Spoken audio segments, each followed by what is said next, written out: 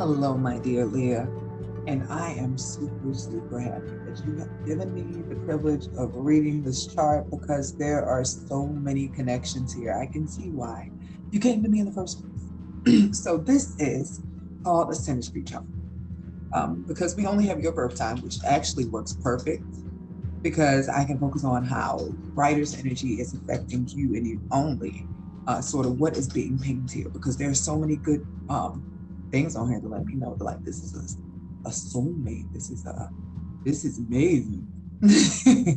So your energies are inside here. Your map that is guiding you through this life.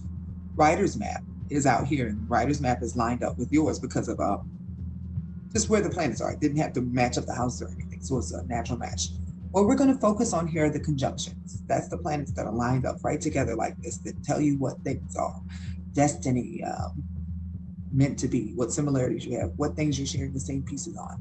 So first and foremost, we're going to start up here with this Neptune, which lets me know this is karmic.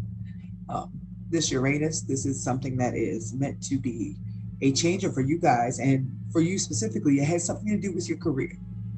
Are you being inspired to pursue your business with this person? I'd imagine that be the case here because you're pretty much both tied to a mission. You have the energies not in retrograde. You see the R's next to writer's energy, meaning that you pretty much are able to pull out all the things that writer doesn't know how to say outwardly, like the exact same feelings. Like there's no separation in these feelings. It's like you guys are split from like a similar cloth. The next area I'm going to look at is this Saturn. You see how that is? That's in your 12th house. And this connects to that karma that comes from Neptune because these are both ruled by Pisces.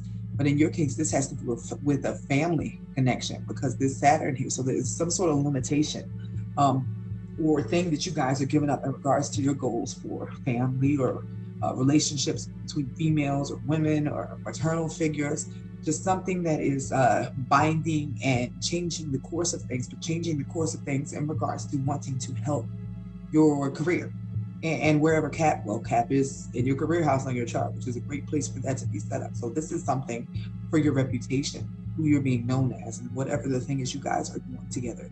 That was not meant to take place until after you were roughly 28, possibly, because this will be coming up for you guys during next year over turn. So if you haven't already started working on the business or you don't know what it is, the ship will start to move in that direction then. But it would behoove you to start to move the energy ahead of time. The next area we're going to look at is the fact that you guys have the exact same. So, um, in Aries, meaning that you guys are coming from a past life of being separate in regards to your ideas for yourself, soldiers, warriors, even possibly. And that's where you're meant to start this life, maybe deal with difficult circumstances before you found each other, defining yourself through fights and having to pioneer your way. In this life, you were meant to go from this, both of you, to this area over here, which is partnership, marriage. This is working with your Venus. Like this is set up here for how you earn your money in life.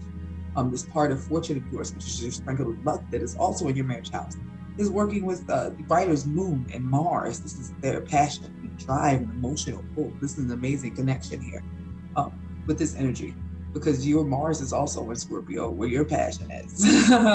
So it's like you are mirroring the best and the shadow sides of each other with this combination. Learning how to not be secretive or hide, or maybe even have intense highs and lows because of this energy in this house. A mix of the perfect partner and some really deep, life-changing moments because this is the sort of relationship that can make you like obsessed, like the sex would be crazy. Like it would just be a very emotional full relationship. This is backed up by the fact that both of you have Lilith in the same space. Like I'm looking at this and checking, making sure I got your names and dates. I'm like, no, this is right. You both have the same Lilith, which means that you are really comfortable in the house. You probably have to talk to each other and then going out and doing things occasionally here. But there's like that makes me want to look down here to make sure it's in the same place because they're really I see 29 degrees Cancer and Gemini, 0 degrees Cancer. That means you are at the beginning phase of learning how to talk more apparently. Mom is at the very last phase of energy, is at the very last phase of learning to be a great communicator. So there is a very thin line between you guys. here, and learning not to, for a writer, not to so harshly defend thyself, whereas you have to learn to do that as well, but also not to completely merge yourself into somebody else's here in the family. Now, the next thing we want to look at over here is your sixth house, which is the house of how you are going to be of service to the world. This this sign here, this is Palace. This is a representation of both of your unique genius. So something about healing, helping other people with their mind, body, and soul on a regular basis is where you guys sort of ping off each other. Could be even writing, because you have a very similar wound in partnership and balance in your day-to-day life and doing what you really love and you have harnessed by vision. Because this is a karmic relationship in regards to you had a past, which you guys had to do something that you do in a purpose. It could be art, something to do with beauty, music, literature, even because this is where writer's Venus and Mercury are right conjunct your marriage houses. So this is definitely like both of your sons in Libra. I would imagine this is like an amazing connection going on here. So what I'm going to look at next is the composite chart. Oh, hold on one second. I'm going to go back to that chart because I missed the 8th house. Now, the last areas we need to look at out here. This Pluto on Pluto, which means that you trigger each other's trauma.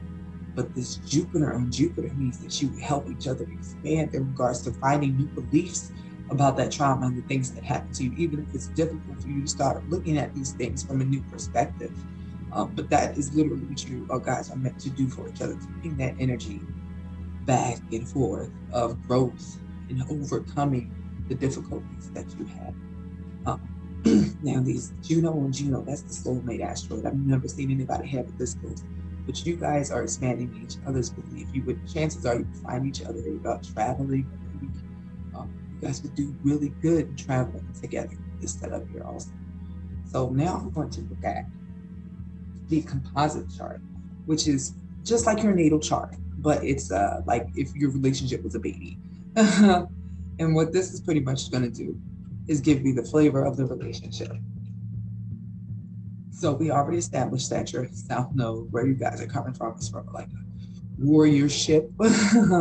Maybe you guys were war together. Maybe you were very independent last time. Maybe you guys were individuals last time, working together in business team or possibly co-workers. Just a very different relationship than what you currently have. Or maybe there are even representations of the fact that you guys used to be co-workers, that you guys work together in this life.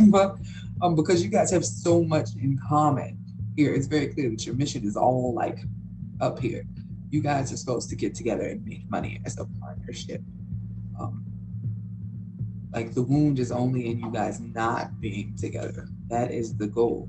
Like I don't even know what to say about this. I can't wait to hear your feedback. Because everything over here is in the partnership house. The only thing here that needs to change is or change per se, is the transformation in regards to learning how to trust. No obsessive behavior, no cheating, no sneaky behavior. Learning to merge your passion together and not be overwhelmed by it. Using it to expand yourself, like try tantra or sex magic or something to harness all that energy in there, because there is a business that you guys are meant to have together that is the base of this relationship, and I see great things for you guys. Let me know if you have any questions. Thank you so much for this opportunity.